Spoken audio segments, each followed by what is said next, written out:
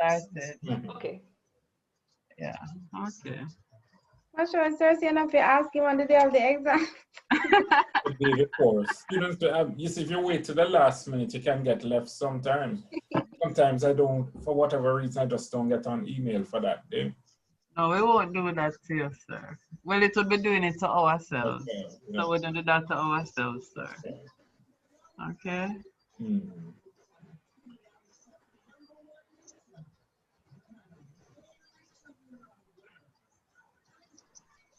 Sir. Okay, Latanya, you're in the witness box. Please proceed. Okay, sir, in relation to the landlocked case that we did for job costing, I guess it's in general, but I was looking back and where we worked out the total overheads.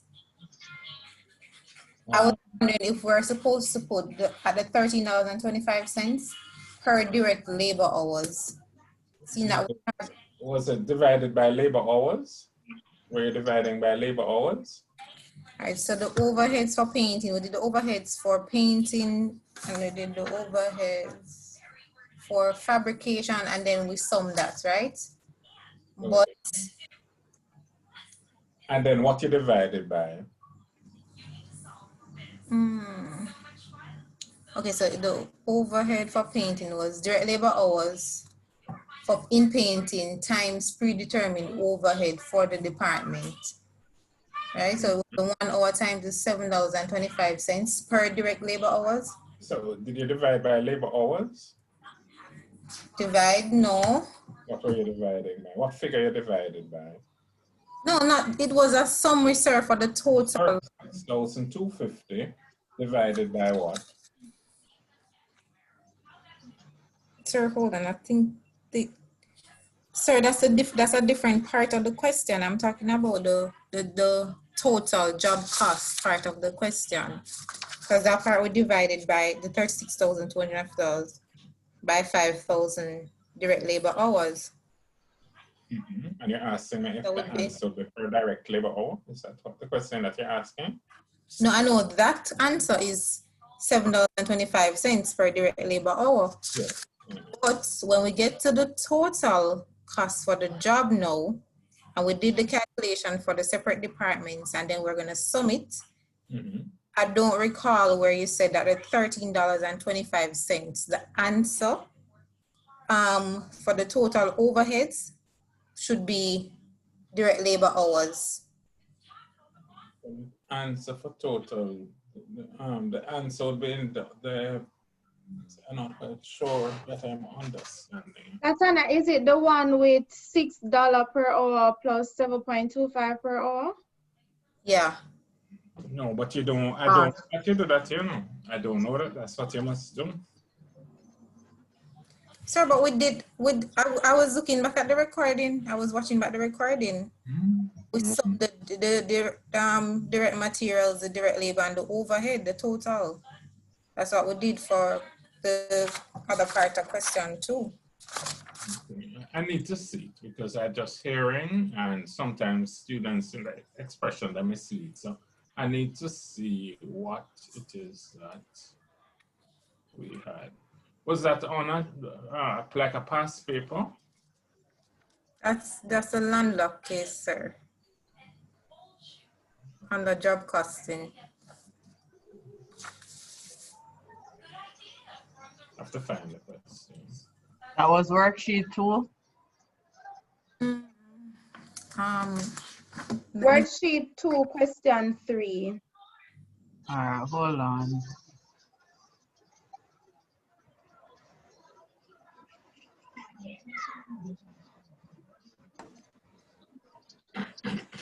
That's it?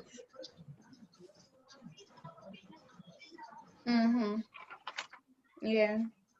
Sorry, you see my screen? Scroll up a bit. This is the solution sheet. It had something about $13.25 on it. The solution sheet. You see my screen, sir? Okay, yes, yes, yes. All right, so this is the solution sheet. Okay, but I don't see anything. I don't remember this question having anything about $13.25. Right here. Right there. Okay. Broken down. You ready to talk about the broken down figure? Okay, so now that I'm seeing it, can you ask me the question? Latanya. We had some the $6 and the $7.25. Yes. $13.25. But I was wondering if that total should be $13.25 per direct labor hour, or just no. It is $6 and $7.25. And not per direct labor hour, not that per direct labor hour. Because what is the per direct labor hour? Scroll up. Let's look at how we arrived at the 6. It is $2 per direct labor hour, and we multiplied it. The fabrication, we used 3 hours there, if my memory serves me correctly. Is that what the question said? Yeah. Yes, so in that department, fabrication, you use 3 hours. I seem to remember that's what the question said. So the 6 is really arrived at by looking at the 3 hours and multiplying it by $2 per direct labor hour. So the 3 hours times $2 per direct labor hour would give you $6. That's how we got the 6. And how did we get the $7.25? In the painting department, it used 1 hour. Is that so, Latanya? Yes, sir. So you're multiplying the $1, the 1 hour rather, by the rate of $7.25. So it is the hours times the rate per direct labor hour that gives you dollars. So repeat that. It's the hours multiplied by the rate per direct labor hour that gives you the amount for each department in terms of overheads.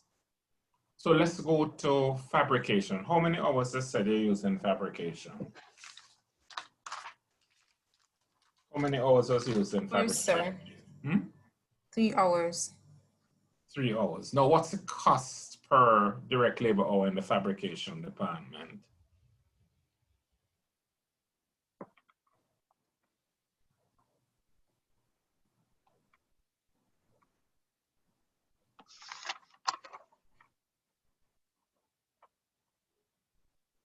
Is that the $6? No. What's the cost per hour? What's the cost per hour in fabrication?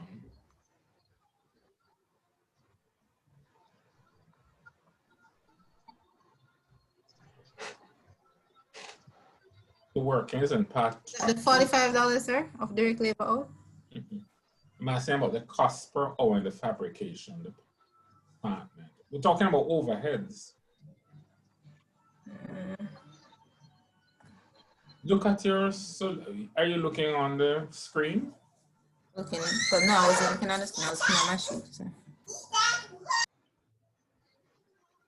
Oh, $6, sir. No, that's not the cost per direct labor hour. What's the cost per direct labor hour? $2. Tanya said that? No, that was Trisha, sir. I want you to see it. It's above the working, where if you're looking on the screen, share it's. Yes, sir. The 20,000 divided by the 20,000 divided by the 10,000 direct labor hours.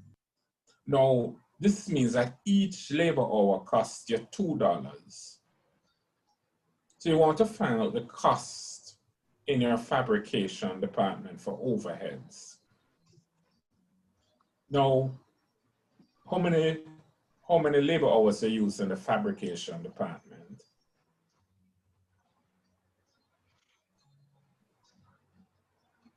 $3 hours, sir. 3. So you use 3 hours, and what's the cost of each hour? $45.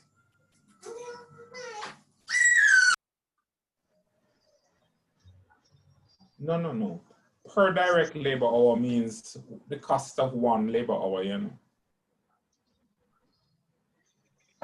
If one labor hour costs you $2, what we're computing here with the $2 and the $7.25, that is the overheads, you know, we're computing overheads. That's what we're computing. So we're looking at the cost of overheads in the fabrication department and the cost of overheads in the painting department. Now, overheads are based on direct labor hours. So it has nothing to do with the 45. 45 is labor, the cost of labor, what you pay to the people. We're talking about overheads. So we want to see how you got the $6 and how you got the $7.25. So it's a function of two things. You ask yourself, how many labor hours did you use in fabrication? Let's state that first. How many labor hours was used in fabrication? Hours, sir. 3, sir. 3. Now, what's the cost of each hour? $2. $2. So what's the overall cost going to be? $6. Is it the $6 per labor hour or? It's not per labor hour. That's $6 per unit. It's $6. Oh. When I multiply $2 per labor hour by 3, I don't get per labor hour anymore. I just get the answer. It's not per labor hour anymore. $2 per labor hour times 3 hours. In other words, if one mango costs you $3, it means that the cost of a mango is $3 per mango. Now, if you bought 10 mangoes, would you say your cost is, what would you say your cost is $30 per mango? What would you say your cost is? You bought 10 mangoes and the cost of each mango is $3. But if you buy 10 mangoes, what's your cost? $30. So would you say $30 per mango? No. You just said $30.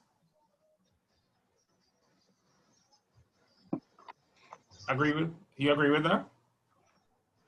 Yes, sir. So the per labor hour is like the per mango. So something per mango times the number of mangoes would give you a total figure. So you can, in that total figure, you can speak about per anything again. Per means one. Per mango means the cost of one mango. Per labor hour means the cost of one labor hour.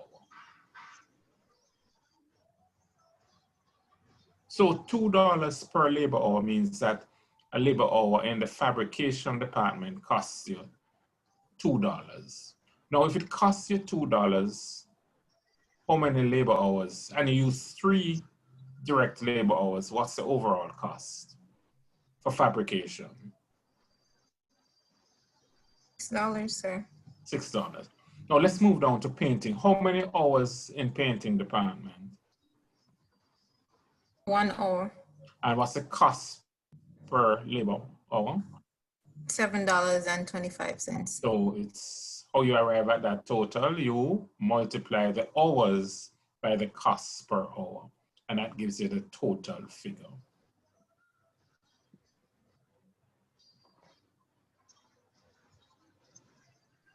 Now the $6 and the $7.25, that's overheads.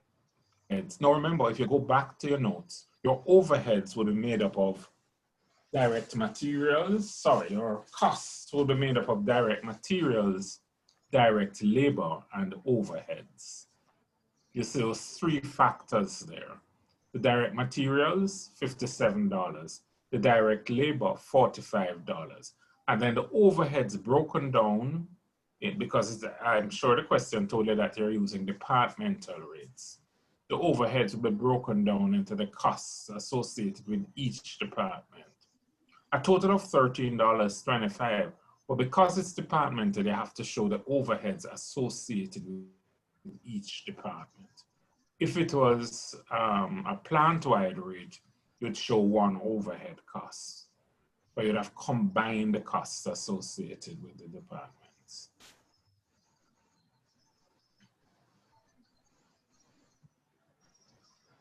Did I speak in English or Swahili? Yes, sir. Thank you. You understand what I'm saying? Oh, so sorry, you couldn't just say, because it's departmental, you couldn't just say 57 plus 45 plus 13.25. You have to show them different. To show the costs associated with each department once they say that you're using departmental rates. You couldn't just say $13.25. Because you would not be highlighting the departmental costs with respect to overheads. You'll get the same answer, but it would be wrong. The principle would be wrong.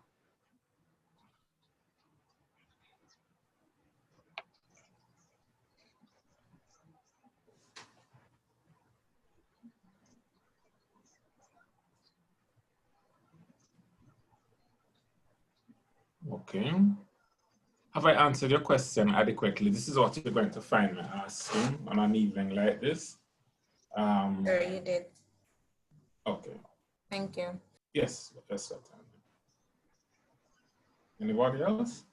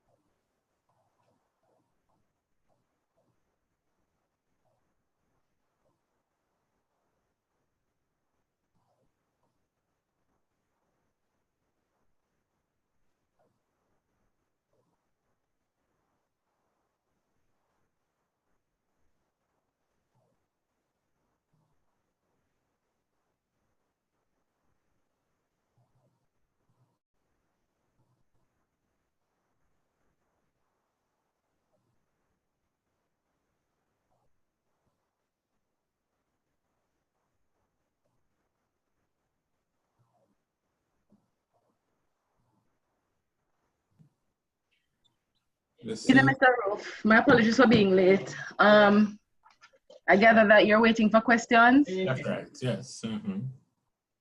All right, so I have a question. Proceed.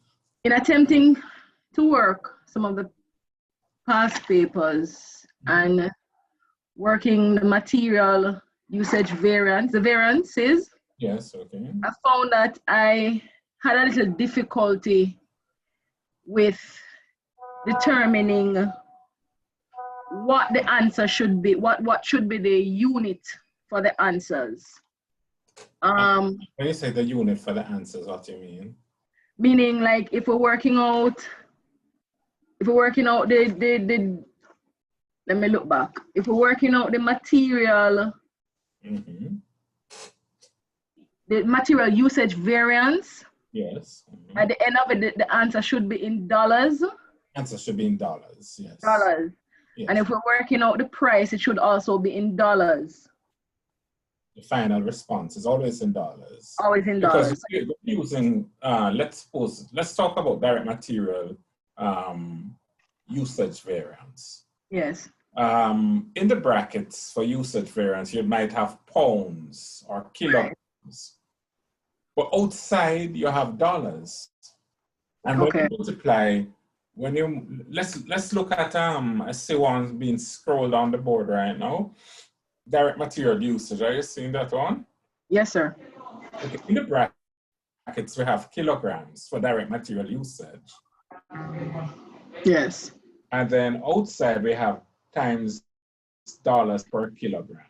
Right. And what we do is our answer, dollars. And of course, all variances will be either adverse or favorable. Right. The only thing we don't write adverse or favorable is when the variance works out to be 0. And for the variance to be 0, what's in the bracket must be the same. Let me just explain that. The direct material usage variance, you had 450,000 kilograms minus 450,000 kilograms. Yes. And that alone will be 0, and 0 times anything is equal to 0. Yes. And once it's 0, then you wouldn't write adverse or favorable. Right. Please do not write minus. Do not write minus and plus. Those are meaningless. It's either adverse or favorable. I get that, sir. Sir, for the direct labor efficiency now. Yes. All right. So the point is then anything that is multiplied by dollars works out to be dollars. That's right. Yes. Yes. Okay.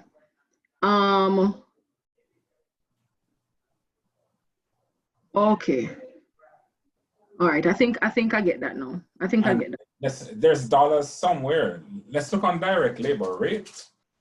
Yes. Let's go on to that one. We have $79 per hour minus $70 per hour, and we multiply by 1,520,000 hours. Right. So the 79 per hour minus the 70 per hour really works out to be $9 per hour. Dollars. And dollars times anything, or anything times dollars to give you an answer in dollars. Thank you, sir. Are you clear on that? Yes, sir. I think it's when I got to the rates, I started wondering if I was getting it right, but you clarified. Thanks. Yes, okay.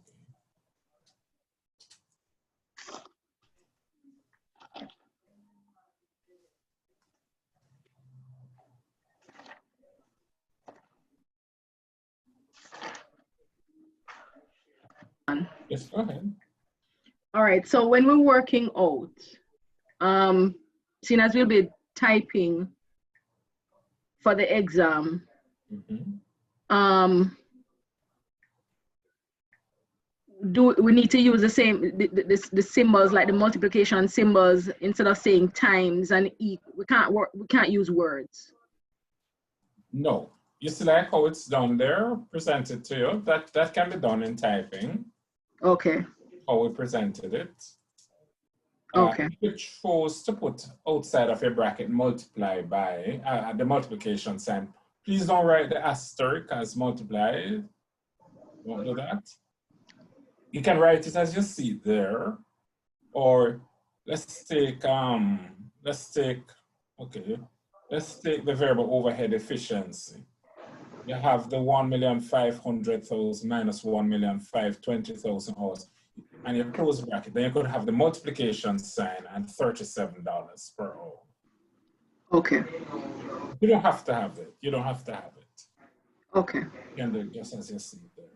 So, sir, do we need to write out The formula? You don't have to. You don't have to. Don't have to. That you are against, you're rushing against time, and therefore you don't have to. So couldn't we have done it in Excel and do like each one on a different Excel sheet? We don't want in a whole heap of pages to look at. Say what? We don't want a whole heap of pages to look at. That's Yeah. the pages. So click in and click out of.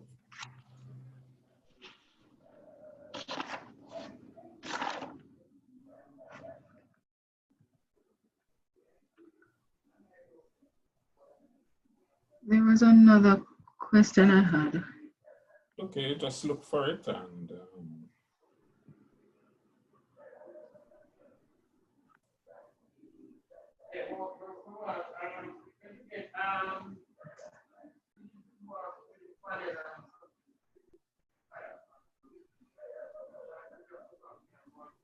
Marsha, scroll down, let me see something.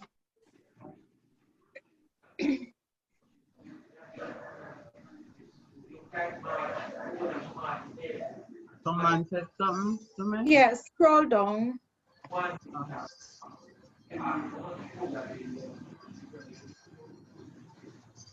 Okay, that's fine.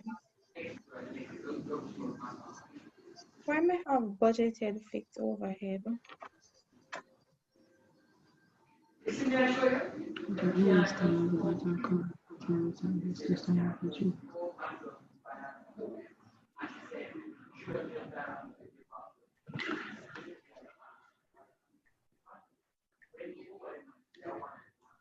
Sir, I don't know if this would be part of what you'd be willing to talk about. I wanted to understand a little bit more about the application of variances.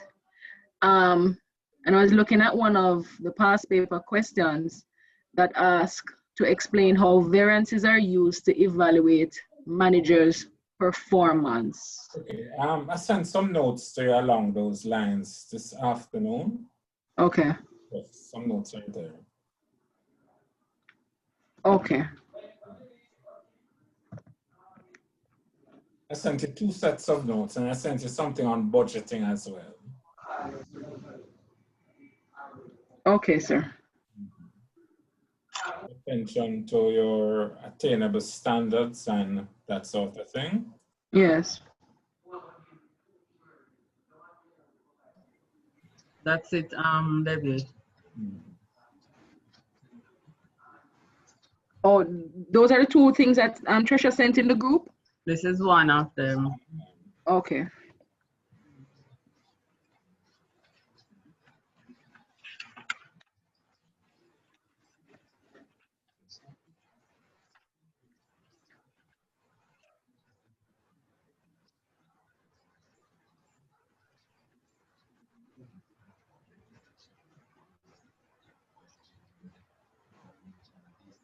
And this is the second one. Okay. All right. So they're both on solution sheet 2. Solution 2.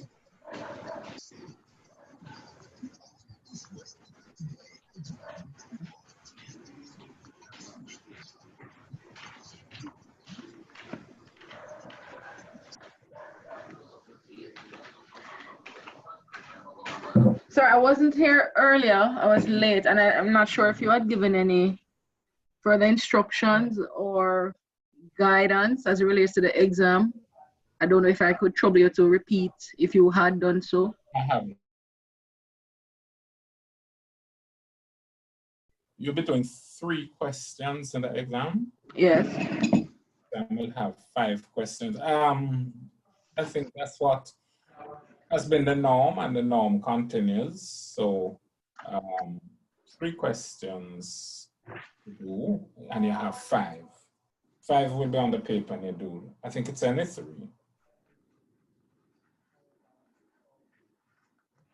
Okay, thank you, sir. So no compulsory questions? Maybe you need to come and find out. I just said any three, sir. If you said any three, did I any three? Yes. Okay, so no compulsory. Which Sir, 5 questions it can all be compulsory, sir? You say we'll get 5 questions to do any 3. Oh, I said that. Okay. Yes. Okay, then I'll hold you to that. Oh, none of them are compulsory?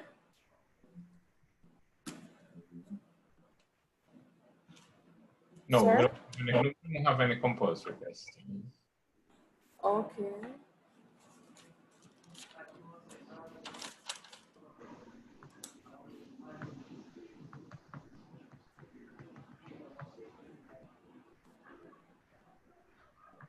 And it's 3 hours, correct?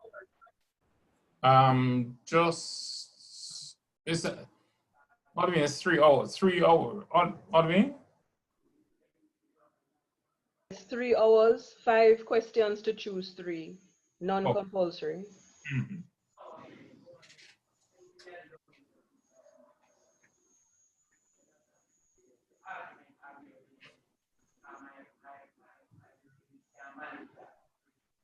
And the Miss Olivine, the portal will open at 12 like the others? Yes, 12 to 6. It's open for a 6-hour period. You find your comfortable 3 hours in that space. If I am the person setting it up, I'm going to put an extra 15 minutes, as you said in yesterday's class, to download and re-upload. Will take a few minutes. So I'm going to put an extra 15 minutes on it. You hear, Mr. Roof? That's fine. That's fine. Yeah. So it will be 3 hours and 15 minutes. But you choose that within that 6-hour band between noon and 6 p.m. Understood. 30 minutes.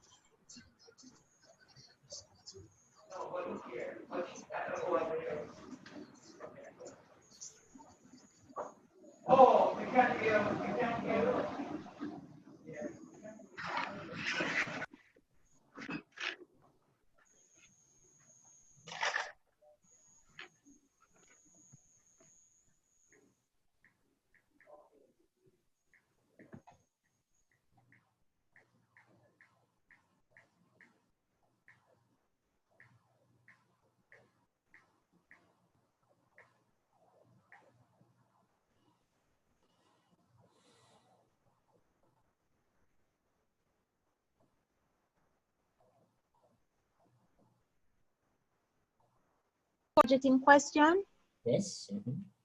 If we're doing that question, we can just do it in a table, or do you need to know how we come up with the figures? No, I just want to say, like those things we did with the working out. Okay. Okay. I don't have to see it. Show me the final figures for each of the line items. Okay. Of revenue, income and expense. Or receipt. Thank you.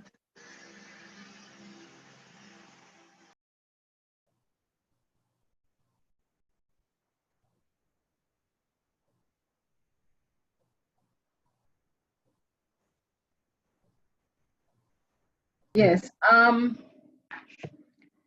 we're looking at the inflow, outflow, and we're setting out the figures, if it's a negative figure, do we put the bracket around it? Yes.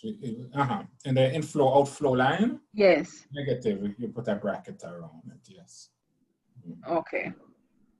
And So of course, any number that is negative, you do that with? We're talking about in that line with the summary. Yes. The summary line, yes. The summary section, rather. Okay. And if it is that you're minusing, you wouldn't put a bracket. You just say less. Where you're not talking about budgeting, no, you're talking about another topic.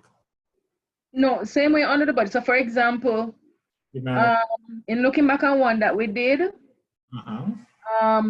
when we had, just to show it in the summary, what you're taking away from what you're minusing from what.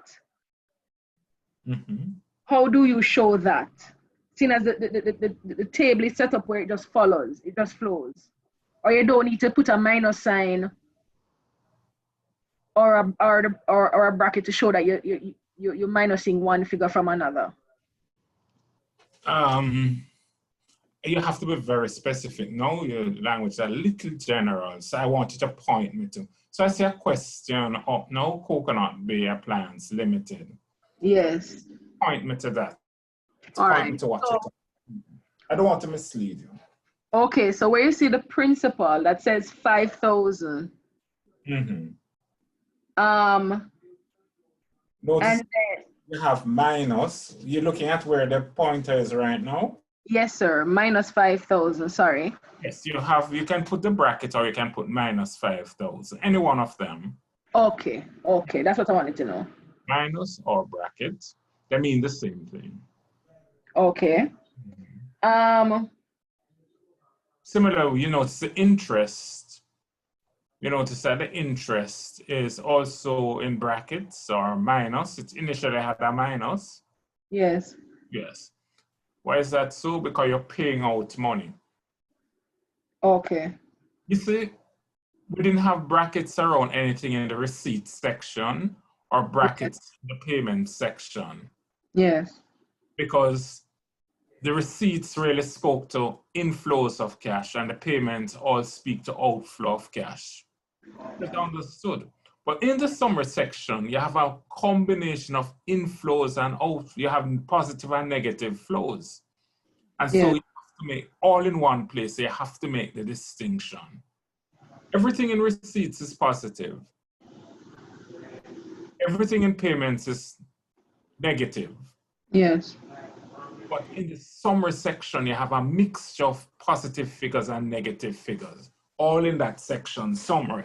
So for us to know what is negative and what is positive, the positive ones will not have anything around it. The negative ones will have either the minus sign or the bracket. So 5,700, let's look on the November. Yes. That 5,700 is positive. It doesn't have a minus or a bracket around it.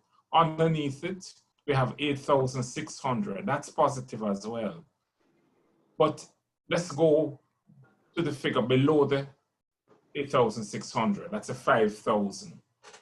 That is a negative figure. So we either put a bracket or we put a minus sign.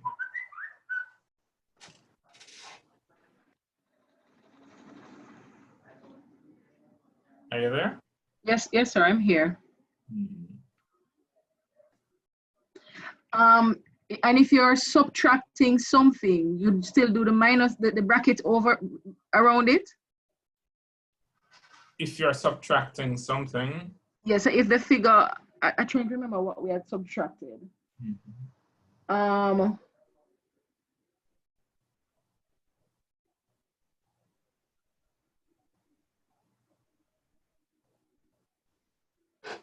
We had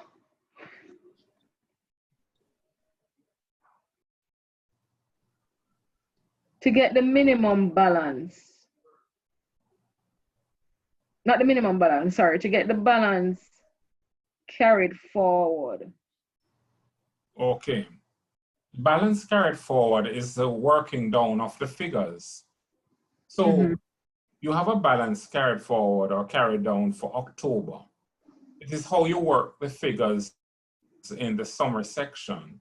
Put in your calculator, minus 9,200. We're working the October, the figures in the summary section under October. Can you put it in your calculator? Don't just watch it, put it in your calculator.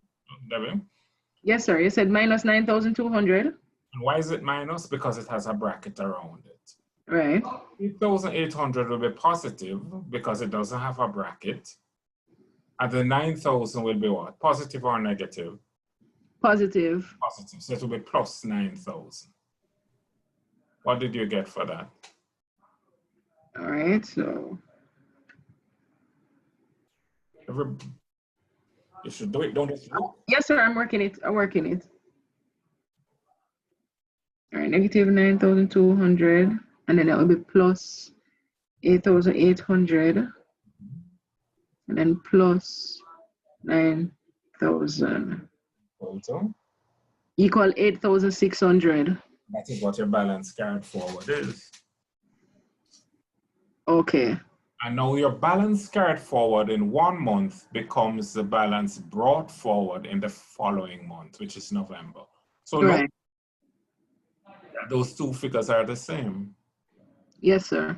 Now do the workings, the summary section for November, please. All right, so 5,700 plus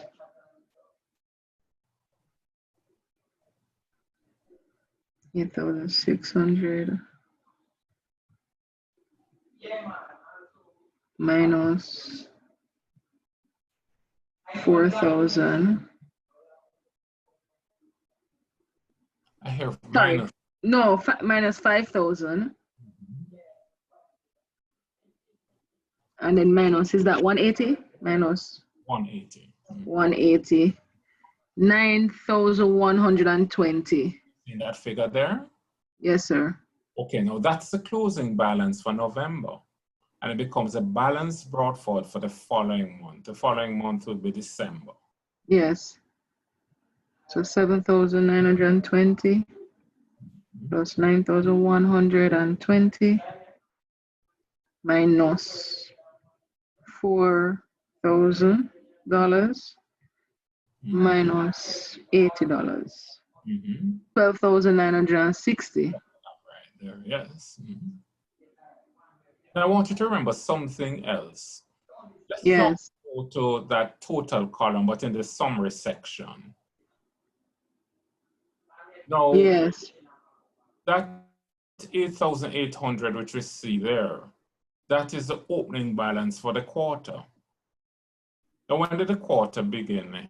The quarter began in October, and in October, your opening balance was 8,800. So yes, sir. Those two figures will be the same. Okay. Now, let us look at the closing, the balance carried forward. The 12,960 on the total, in the total column. That 12,960 and the one on the December will be the same because your total column tells you about the quarter. Right. Row, that balance carried forward row, is a closing balance. So the closing balance, when did the quarter end? In December. So the closing balance for the quarter would be the same as the closing balance for December. But the mathematics going down must also support that 12,960. Right. So put those figures, what figures are you going to put in your calculator now? So I'm going to put 4,420. Right.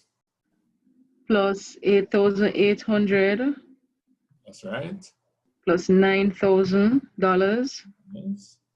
Minus $9,000. Yes. And minus $260. That's right. 12,960. So even though you know those two figures must be the same, don't write it down. Check to see that the mathematics supports it. Adds up. Because if you put 960 right there, when I look on the figures, it don't come back to 12,960. You get 0. Yes. Remind me again, sir, please. Yes. How did we come to that 4,420 under the total column for the net inflow? Your question. How did we get 7,920? Not 7,9. Oh, we have about 4,420, but I'm going to have. We minus the total receipts from the total payments. To get the net inflow outflow. Oh, okay. Check it. Okay, sir. Did you get that back? Yes. Hold on, sir. Let me do it. Yes, please do it. So 478,620 minus total 474,200. Yes, sir, 4,420. Mm-hmm. So it's no different from how we got the other net inflow, outflow. It looks at receipts minus payment for the given period. Yes, sir. Thank you. Yes. How did we get the 9,000 that's under the 8,800 in the total column? How we got that? Because in October, we were short. When we did the net flow inflow, we had a negative figure of 9,200. And because we also had to have a minimum balance of 8,200, we had to borrow in order to ensure that we're leaving 8,200 in the account.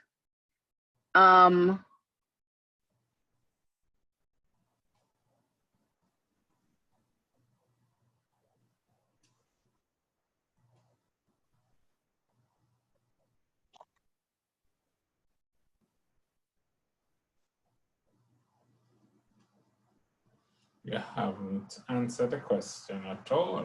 Yeah, I realize, sir. I got lost just now. Question to refresh your memory about one of the unique things that the question spoke to. Was it because they're paying thousands? They're borrowing thousands. They pay in thousands.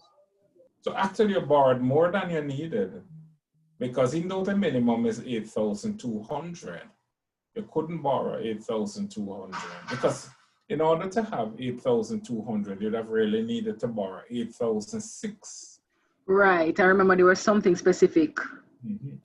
But you couldn't borrow that because they say must borrow in thousands. In thousands, right. Hundreds, thousands, and hundreds. Yes, sir. I remember there was something specific in the question that made us have to borrow 9,000 instead of the exact amount that we needed. Mm-hmm. Now remember, not all questions are like that. Yes.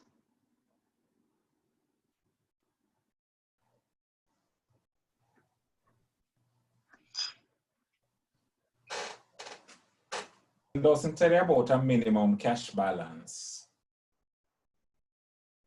Then it means that you won't borrow. The question doesn't make any mention of borrowing, then you don't borrow. And it would just mean that you're going over the next month with a negative balance. Right. Mm-hmm. Okay. So it would mean that you would need loan and repayment of principal and interest. All you would have is 3 lines: net inflow, outflow, balance brought forward, and balance carried forward.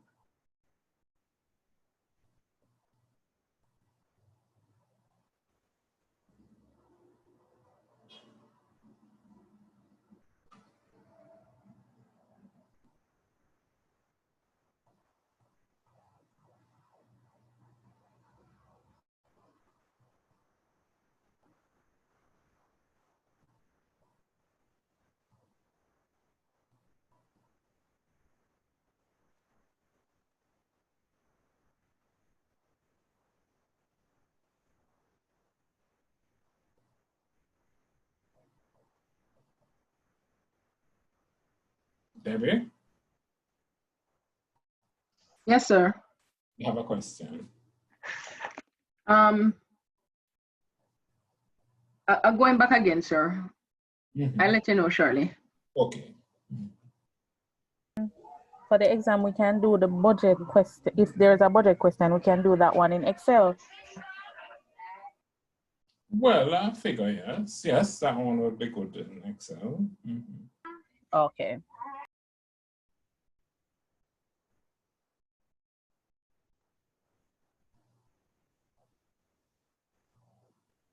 That it was, you see the formula in it, right?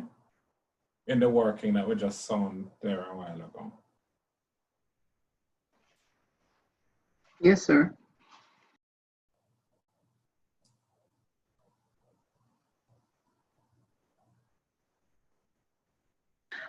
Sir, each question must be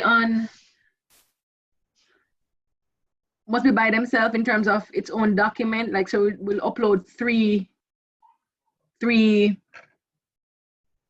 different documents for one for each question.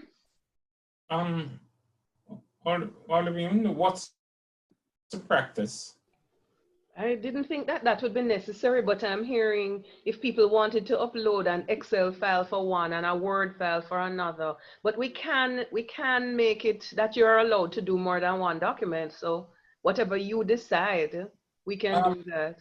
One of those great fears, I don't want anything.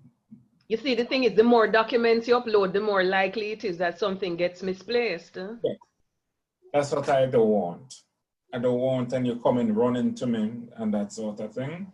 So, you know what? Keep it as one document. Keep it as one document out of an abundance of caution. So sorry, if we work the budget question, we can just copy it over and put it on a yeah, I think you can paste an Excel thing in a Word file.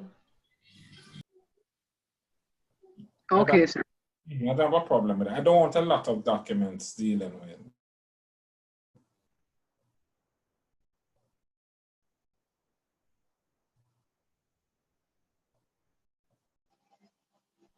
Go ahead. For the exam, do you want a Word document or a PDF? Well, what is the protocol? Again, these are matters. Either one is good. Either one is good. Personally, okay. I think it's easier to mark a Word document. So I prefer a Word, but Word, remember that your formatting can get skewed sometimes. Exactly. But either one, I would think is acceptable. RVLE accepts either one. Okay. I joined a little late. I don't know if this question was already asked. Will there be a compulsory question? There were no compulsory question. Okay.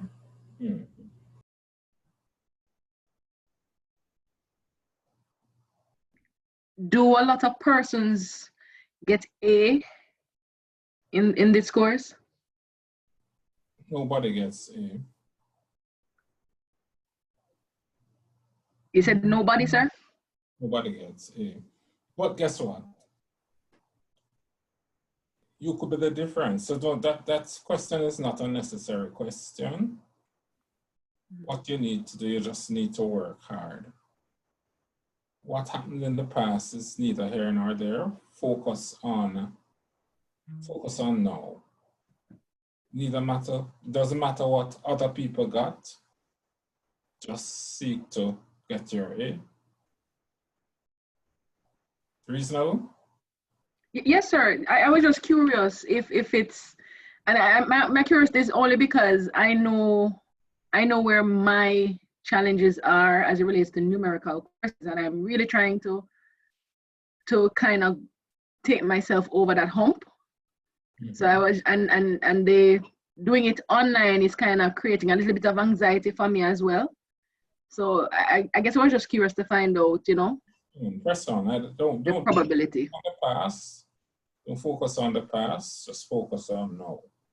Don't program challenge into your mind, Debbie. Don't program that into your mind. Okay. You know, you prepare yourself and you execute. Don't anticipate problems. Believe me, you'll find them if you look for them. Let's say don't borrow trouble, you know? Yes, okay. Thank you.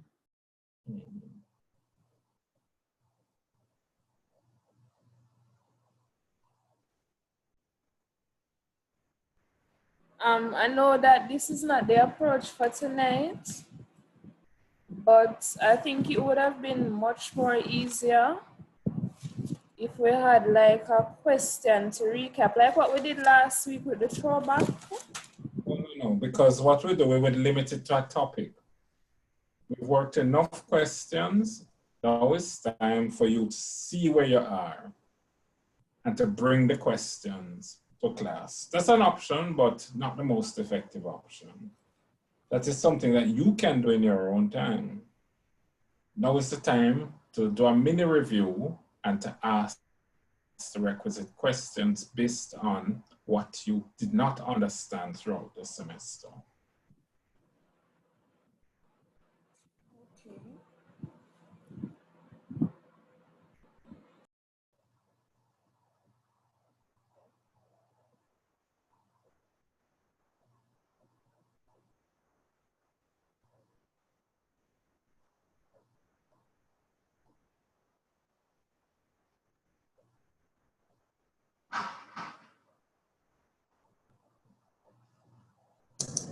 Sir, this is Belinda.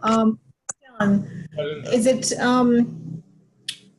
yes, sir. Is it fair to say that there will be a question on each section?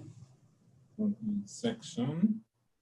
I mean, each area that we've done.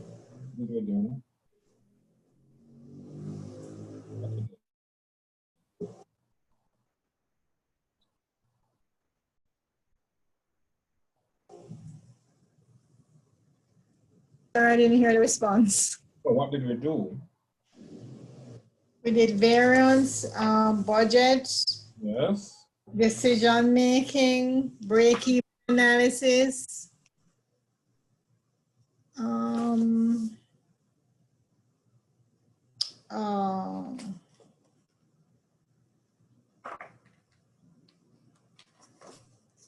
Standard costing, part of variance. That's right.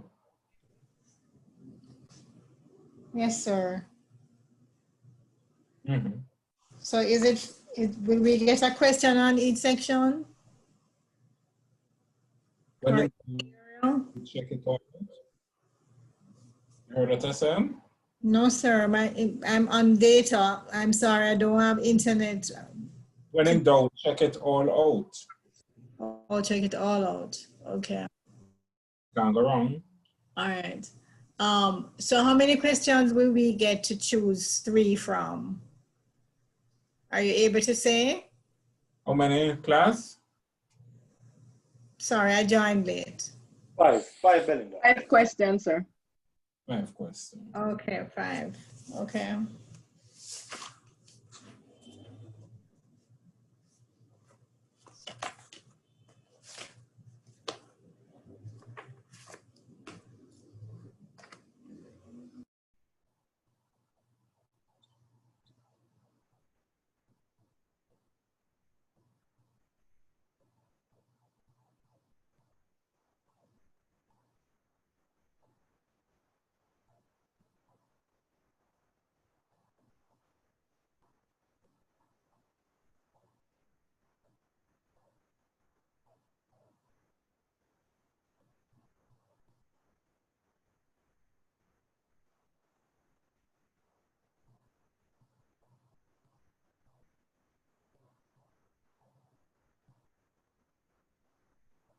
Yes, okay.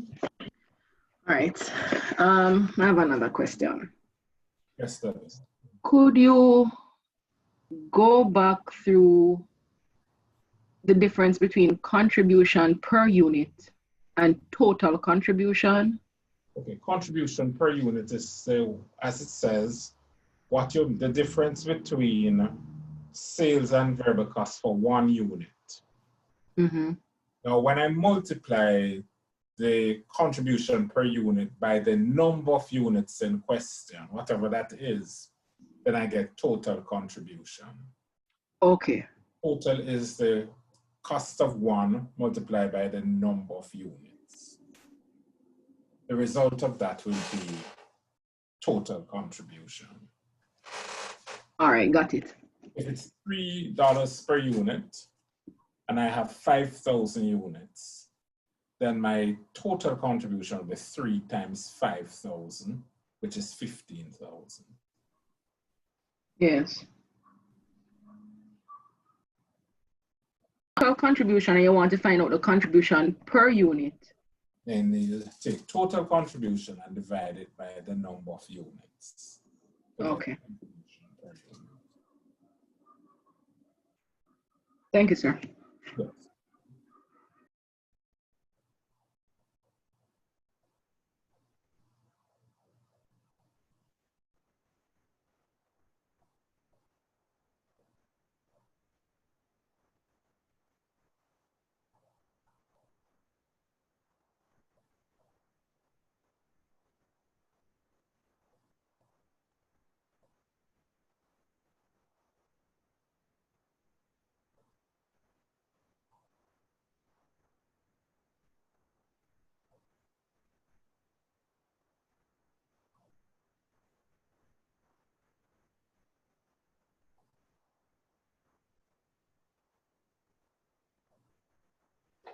I'm just reminding everybody to go on RVLE and download whatever it is you need to download, and look in the past paper section, whatever it is you need to do, because remember that next week we'll be shutting this site down. Exam section doesn't want the sites to be open while the exams are going on, and the exams start on the 7th of December. So as of the 7th of December, none of the portals will be available to you. So please go on and do what you have to do before that time, okay? Okay. Thank you, will do.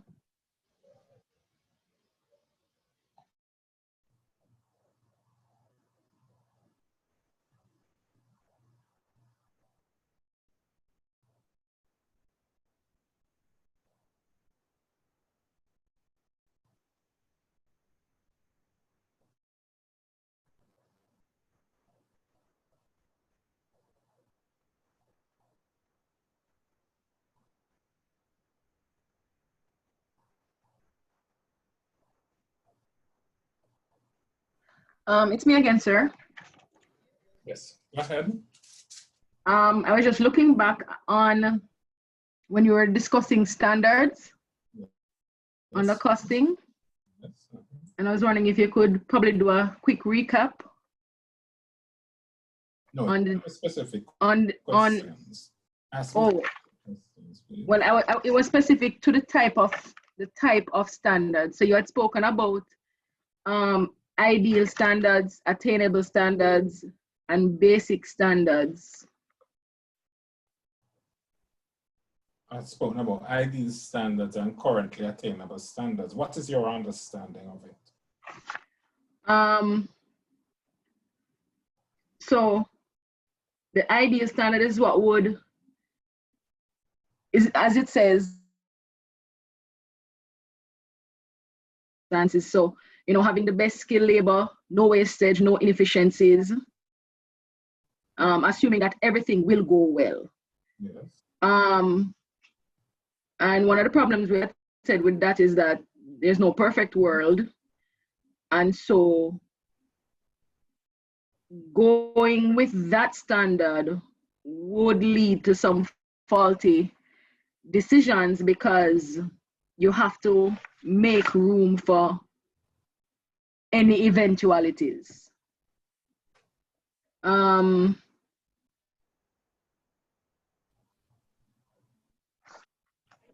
And then you spoke about currently attainable standards, which would be a more, for want of a better word, ideal approach, because it assumes that there will be some amount of wastage and inefficiency because you can't control everything. And so there are differences that exist.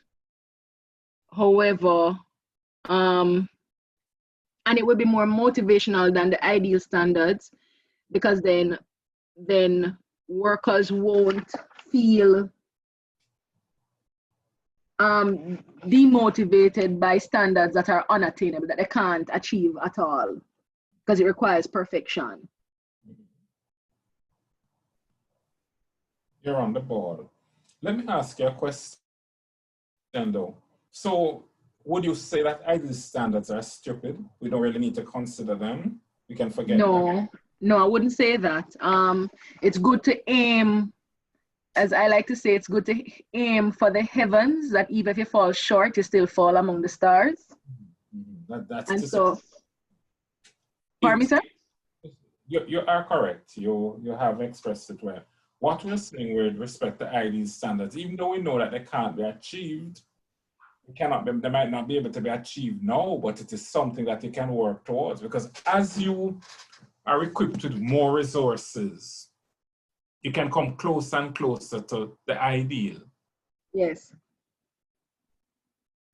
As you train your staff more, as you probably bring in better human resource policies, as staff become more motivated. Yes. As the company has more greater levels of capital, they can invest. And what it takes to bring you closer and closer to perfection is investment in resources. So you need human resources, you need financial resources, you need people resources. Yes. And of course, you need to ensure that your recruitment policy is important. So one of the things that you'd want to look at what does this organization represent? A lot of companies do that. What are the values? And of course, you know that I want you to think of it in terms of a marriage. You're not going to marry a man who don't share your values, otherwise, you know, that's chaos in the organization. Right. In the family life. So first of all, defining your values. An organization should define its core organizational values, and it should recruit with those things in mind.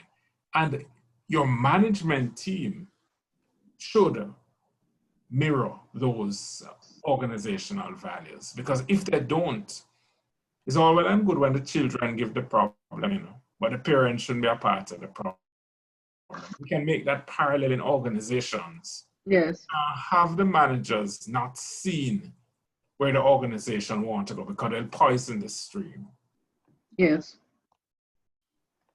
So as you invest in people, you invest in financial, you invest in the technical resources, and you underpin that by the values of the organization so that there's a compatibility. People will coalesce if you recruit right, and if you recruit with your organizational values in mind, then people will coalesce around those values because you recruited the right persons, and it's easier to achieve in that context.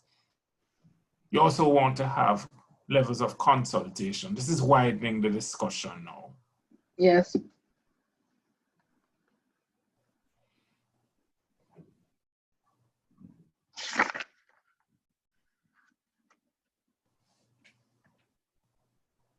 Thank you, sir. Yes.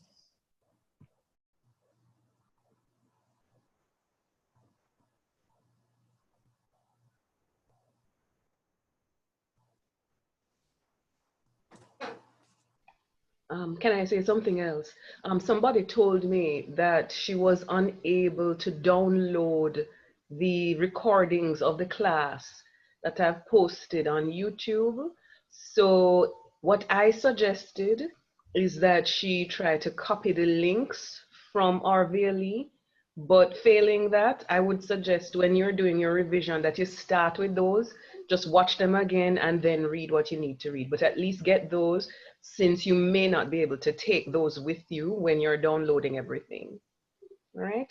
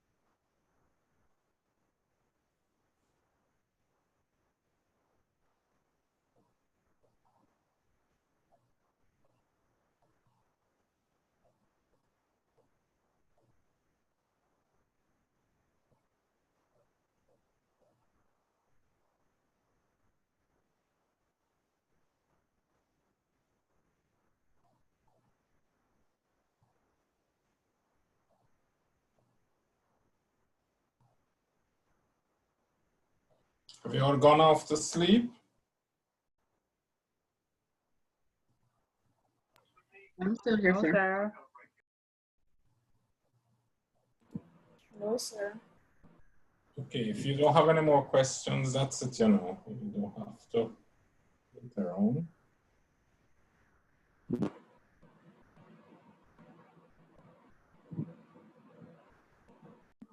Okay, sir. Mm-hmm. Okay, sir. Good night. Thank you. Okay, then, yes, if you have no more questions, that's it. Okay. Yes. Good night, sir. Good night. Anybody with questions, can we close down now?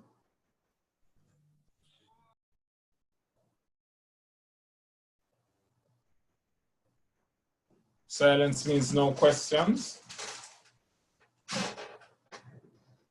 Right. Okay then, yes. Okay, Marshall. Sasha Gay? Good night, sir. Thank you. Okay then, yes. No questions. Best wishes on that day. Don't mix up your wedding vows. Thank you, sir. Yes. Thank you, sir. That's okay then. Thank you, sir. Take care. Take care, sir. Thank you, sir. Yashika, yes. Happy holidays. Thank you. But let's trust Jordan before we talk about that. But Looking forward to the holidays, sir. but I don't want to put it on my mind. I have a lot to do before I get there. Take your time, sir. Take care. Yes, okay, thanks, Letta.